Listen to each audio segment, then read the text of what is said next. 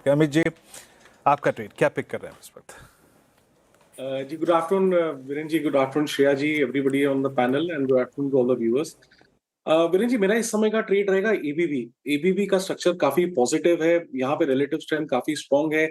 In fact जब हम 2 दिनों की यहाँ पे भारी गिरावट देख रहे थे बाजार में, तब भी एबीबी डेज हाई पे ट्रेड करता था एवरी डे, और काफी स्ट्रेंथ है स्ट्रक्चर में। तो एबीबी बाय करना है हमें। 6300 का स्टॉप लॉस रहेगा, 6300 का, और टारगेट्स यहाँ पे हमारे रहेंगे 6500 के। एबीबी कल भी इसमें स्ट्रेंथ चार्ट जीपीटी में इसको शुमार भी किया गया था और आज भी देखिए डेज हाई पर कर रहा कारोबार 1.5% की तेजी के साथ। तो अमित जी की ये पिक हो गई। गाबो सर, गुड आफ्टरनून, बताइए क्या पिक कर रहे हैं अभी? लॉन्ग साइड एग्रेसिव कॉल, वो है एसआरएफ। एग्रेसिव है बहुत। अब ट्रेड करें एसआरएफ करीब 2619 पर। मेरे ख्याल से स्टॉप लगाएंगे 25, आई थिंक थोड़ा कम कर देते हैं, 2590। ये करीब 29 रुपीज का स्टॉप है। टारगेट 2700। स्पिल ओवर ट्रेड कल तक हो सकता है क्योंकि एग्रेसिव कॉल है। डेली टाइम फ्रेम पर बाय सिग्नल मिला है SRF. Okay, SRF buy call है कि रिवर्सल ट्रेड है, याद रखिएगा। और जैसे इससे शब्द इस्तेमाल किए प्रकाशन ने, टू एग्रेसिव, है ना। मानस, गुड आफ्टरनून, आपका ट्रेड? गुड आफ्टरनून वीरेन जी। तो देखिए, पीपीएल फार्मा, इस पे एक सेल ट्रेड लेना है। पीपीएल फार्मा में लोअर टॉप लोअर बॉटम पहले से बन रहे थे, लेकिन आज एक बहुत ही अहम सपोर्ट जो कि 148 था, उसको स्टॉक ने ब्रेक किया है। तो पीपीएल फार्मा के फ्यूचर में बिकवाली करने का ट्रेड लेना है। 151 रुपए, 151 के स्टॉप लॉस से बिकवाली करेंगे। 135 रुपए तक के टारगेट्स नीचे की तरफ पॉसिबल है पीपीएल फार्मा के फ्यूचर में। चाहे तो 145 वाला पुट ऑप्शन ले लें। 5 रुपए 30 पैसे के आसपास ट्रेड हो रहा है, उसमें आपको 2 रुपए 90 पैसे के स्टॉप लॉस से 145 का पुट ऑप्शन लेना है। 10 रुपए की टारगेट्स पॉसिबल।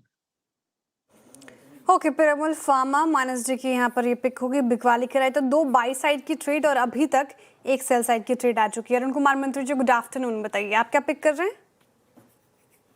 जी Shreya ji, good afternoon. Shreya ji, buy side रहना चाहूंगा। पावर सेक्टर में काफी अच्छे ब्रेकआउट्स नजर आ रहे हैं। तो एनटीपीसी को कैरी ओवर ट्रेड के लिए ले सकते हैं। 389 के आसपास चल रहा है। 385 का स्टॉप लॉस लगा के बाई करने की सलाह है। 402 तक के टारगेट्स एनटीपीसी में देखने को मिल सकते हैं। तो एक पोजिशनल ट्रेड के हिसाब से एनटीपीसी को लॉन्ग करके चल सकते हैं।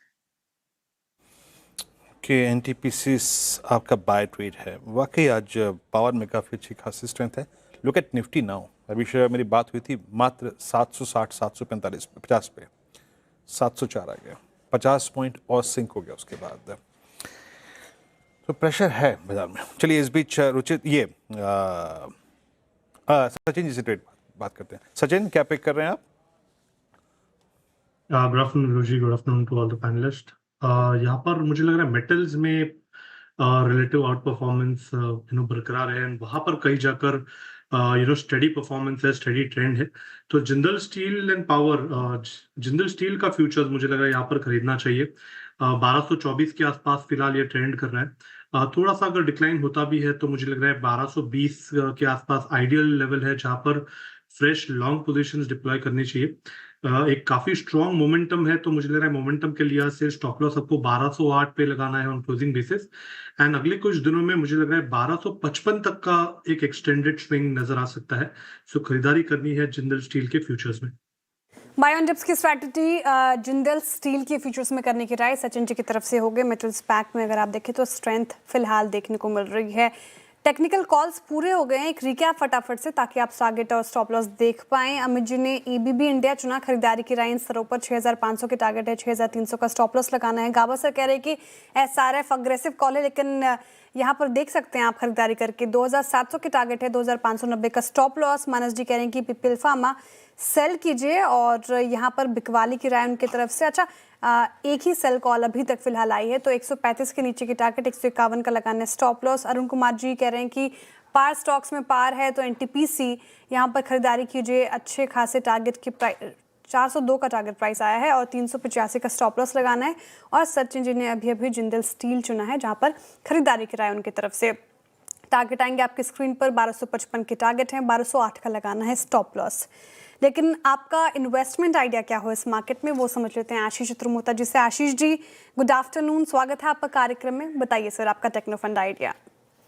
Good afternoon Shreya. तो देखिए, एक थीम जिसकी हम काफी लंबे समय से चर्चा कर रहे हैं वो है पब्लिक सेक्टर अंडरटेकिंग्स की थीम, जिसको हम सीपीएससी ईटीएफ के नाम से जानते हैं।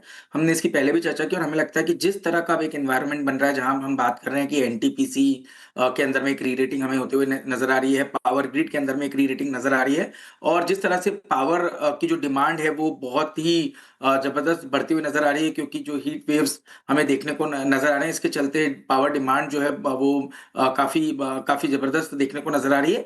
और क्योंकि गैस जो बेस्ड पावर प्लांट्स है उनमें किल्लत है, तो उसका पूरा benefit thermal based power plants के अंदर में नजर आएगा, तो उसके बेनिफिट कोल, एनटीपीसी जैसी कंपनीज नजर आएगी। और इस सब का प्रॉक्सी है सीपीएससी का ईटीएफ। तो पहले 95 96 से हमने इसकी चर्चा की थी, आज 103 104 रुपए के जोन में चल रहा है। मुझे लगता है अभी भी हमें ये काफी पसंद आता है, और हमारा ये मानना है कि अब 99 पे एक बहुत ही बढ़िया बेस इस सीपीएससी ईटीएफ पे बन चुका है। अपसाइड में पोजिशनली हमें लगता है 120 तक की पोटेंशियल अपसाइड इस ईटीएफ के अंदर में देखने को नजर आ सकती है।